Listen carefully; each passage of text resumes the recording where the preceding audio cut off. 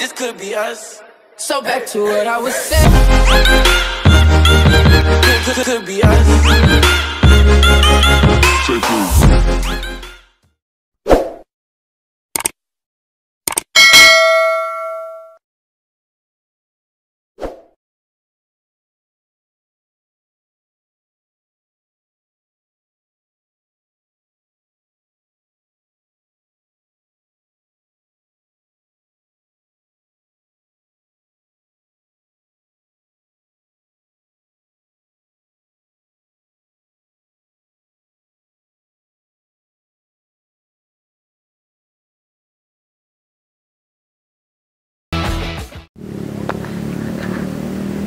Yes, what's up mga tropa pips?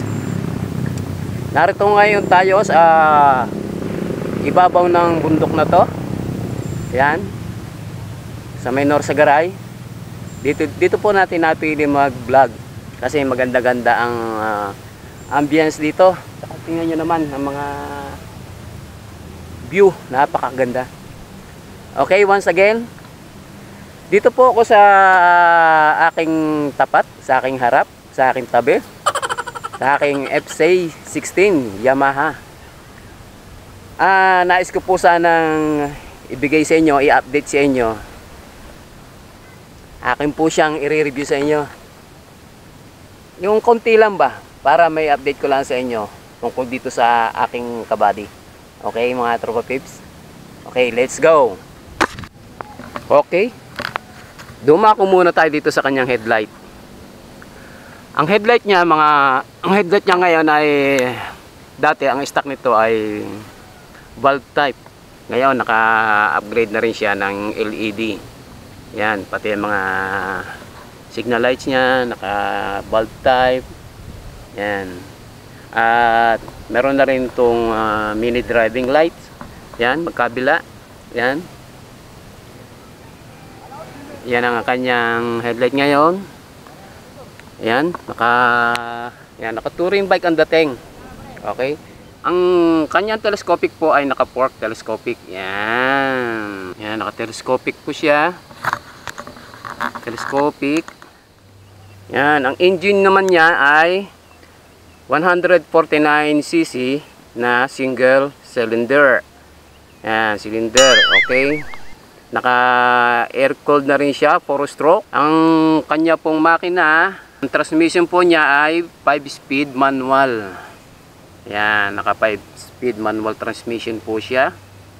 Yan, at ang capacity po ng kanyang tangke ay 12 liters. Yan, ang capacity po ng kanyang tangke. Ang capacity po ay 12 liters. Tapos, ang average consumption po niya ay 40 to 50 km per liter. Yan ang kanya pong ano. Tapos ang seat height po niya ay 790 mm.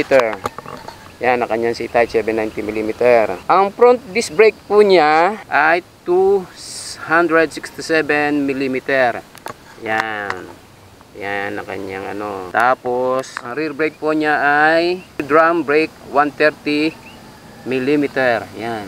Ang front tire niya, ang size po ng kanyang front tire ay ang stock po niyan ay 100 by 80 by 17. Ngayon ang size naman po ng kanyang tire sa ulian, ang gamit ko po ngayon ay 130 by 70 by 16. Yan po ang gamit ko ngayon. Medyo maliit pero palalakihin din po natin yan. Naka-tubeless na rin po at alloy rims po siya. Yan. Ang kadena po niya ay chain drive type. Ayan po ang kanyang kadena. Tapos ang suspension naman po niya sa huli ay naka monoshock. Yan po yan. Kulay yellow na naka monoshock. Yan po, naka digital panel gauge na po tayo. Ayan o. Ayan po ang stock niya. May FC16. Push start. Then pagka magkakaroon po ng problema ang ating push start, meron po tayong kick start. Yan. Just in case po na malobat ang ating battery. Yan, meron po tayong kick start. No, kickstart. Yan. And then passing light, low height na headlight, left and right na signal light, at saka sa horn natin. Yan, kill switch, tsaka lights. Ito lights on, lights off natin, no? Ito po start. Okay, naglagay na rin po tayo ng voltmeter, tsaka po ng charging port. Ito po dati na po to, kasama na po to. Ito switch off ng ating mini driving light. Yan, cellphone holder. Yan, yung camera holder. Yan po. Yan.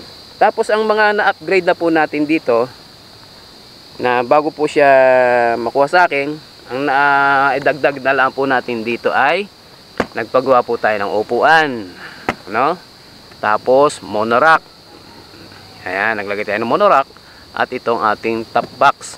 Ito dating top box natin to na kay sa ating RFI eh. Ito ano, bago to, bago, no? Yan ang ating mga na-upgrade dito. At ano pa nga ba? Yan. At tungkol naman po sa issue nito ngayon, nasabi ko po sa inyo, ang issue po ngayon natin ay itong ating panel gauge.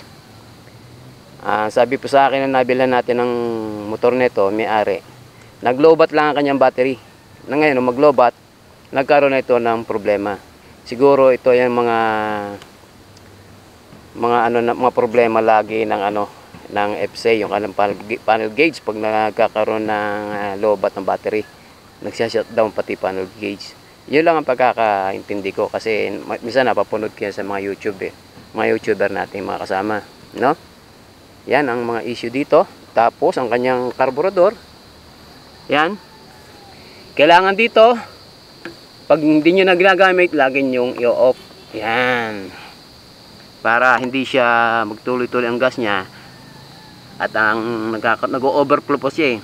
Yan po ang issue lagi ng Yamaha FC, yung kanyang carburetor. Yan, nag-overflow. Yan po ang kanyang issue. At meron na rin po itong cross guard. Yan, dala na rin po ito ng motor na dumating po sa akin. Yan o, tsaka sa OBR. Yan o, center stand din. Yan. Ito po, bagong palit po na ating switch ng backlight. Kasi po yan dati nasira napundi na. Okay. Ngayon pasensya na kayo kung hindi ako masyadong familiar sa motor nito kasi babagong dating lang po sa akin yan. So kagustuhan ko lang pong maihatid sa inyo ang kanyang mga specs, no? Kaya kayo pong bahala. At don't forget to like and share and subscribe to my YouTube channel. Ay mga tropa pips, lagi po akong bulol. Okay, babu.